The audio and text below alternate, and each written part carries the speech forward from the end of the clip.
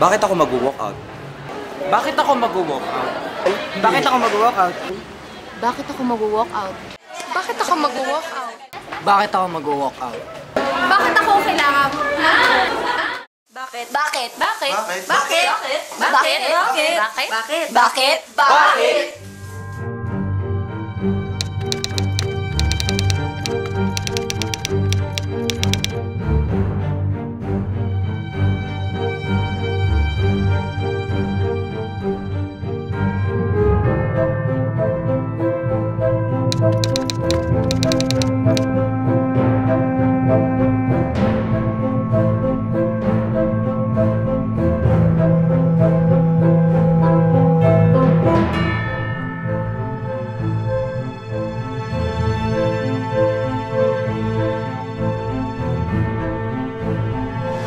Ang walkout ay isang taunang mobilisasyon na naglalayong iparating ang mga hinaing ng sangka-estudyantehan.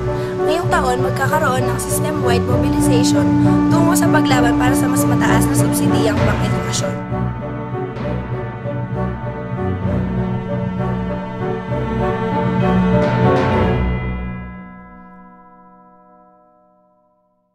Pangalawa, bakit nga pa may walkout?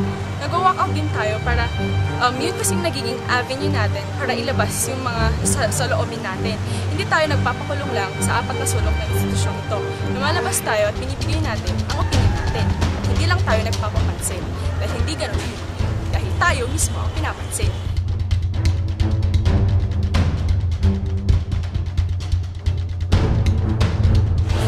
Unang-una, ano ba yung pinaglalaban ng walkout at ba't ba kailangan natin sumama nito? Greater state subsidy. Tandaan natin na sa mga ganitong pagkilos, hindi ka kailangan nito. Ikaw ang nangangailangan nito. Ikaw ang nangangailangan ng greater state subsidy at lahat ng mga susunod na scholar ng bayan upang maging free, accessible, and affordable ang ating education. Yun lang.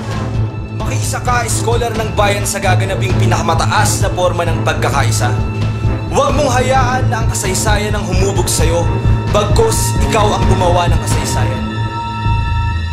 Fight for greater state subsidy. No to budget cuts. Igiit mo ang iyong karapatan sa edukasyon. Mabuhay ka, scholar ng bayan.